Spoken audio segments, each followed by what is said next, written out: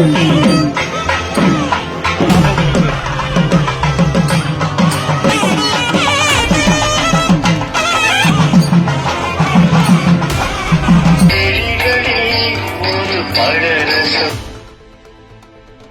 மாவட்டம் பெருந்தரக்குடி ஊராட்சியில் அரசு பள்ளிக்கு 20 லட்சம் மதிப்புடைய 2 ஏக்கர் நிலத்தை தானமாக கொடுத்த மருத்துவர் ராஜேந்திரன் என்பவரை பள்ளி மாணவர்கள், ஆசிரியர்கள், ஊர் மக்கள் கௌரவித்தனர். குளிக்கரை அரசு மேல்நிலைப் பள்ளியில் நடந்த பாராட்டு விழாவில் மருத்துவர் ராஜேந்திரனுக்கு பூக்களை தூவி வரவேற்பு அளிக்கப்பட்டது.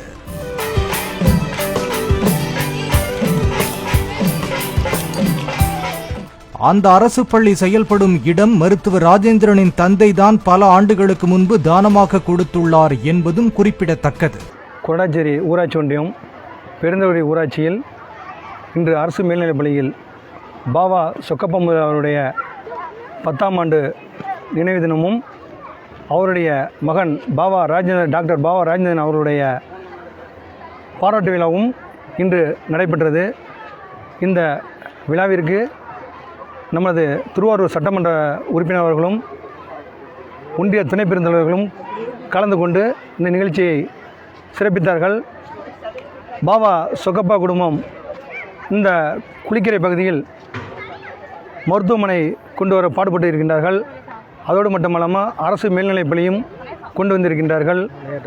அது மட்டுமில்லாமல் நமது குளிக்கரை அரசு மேல்நிலைப் பள்ளிக்கு விளையாட்டு மைதானமே இல்லாமல் இருந்தது.